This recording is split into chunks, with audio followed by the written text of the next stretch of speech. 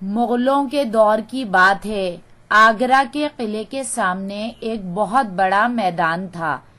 ایک دفعہ مغل بادشاہ شاہ جہاں اس میدان میں ہاتھیوں کی لڑائی دیکھ رہا تھا۔ بادشاہ خود تو جھروکے میں بیٹھا ہوا تھا، جبکہ اس کے چاروں بیٹے مراد، شجاع، دارا اور اورنگزیب اپنے اپنے گھوڑوں پر سوار ایک طرف کھڑے تھے۔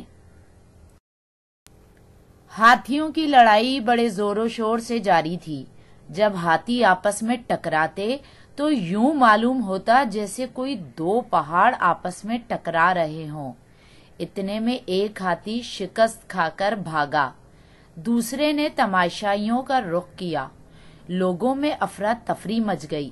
شہزادوں نے اپنے اپنے گھوڑوں کو ایڑ لگائی اور وہاں سے بھاگ نکلے، لیکن شہزادہ اورنگزیب اطمینان سے اپنی جگہ کھڑا رہا۔ اورنگزیب اس وقت صرف 15 برس کا تھا۔ ہاتھی جب غضبناک ہو کر اورنگزیب کی طرف لپکا تو اس نے ہاتھی کی پیشانی پر تلوار کا بھرپور وار کیا۔ ہاتھی زخم کھا کر پیچھے ہٹا اور اگلے دونوں پاؤں اٹھا کر شہزادے پر حملہ کیا۔ اورنگزیب نے دوسرا حملہ بھی نہایت بہادری کے ساتھ روک دیا۔ ہاتھی ابھی تیسرا حملہ کرنا ہی چاہتا تھا کہ فیل بان دوڑ کر آگے بڑھے۔ انہوں نے ہاتھی کو اپنی زبان میں چمکارا اور ہانک کر ایک طرف لے گئے۔ اپنے بیٹے کی بہادری کے جوہر دیکھ کر شاہجہاں بہت خوش ہوا۔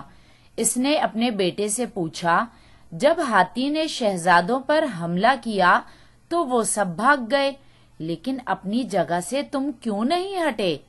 اورنگزیب نے جواب دیا، جہاں پناہ، اگر آج میں ہاتھی سے ڈر کر میدان سے بھاگ جاؤں گا تو کل اپنی سلطنت کے دشمنوں کے مقابلے میں کیوں کر ٹھہر سکوں گا؟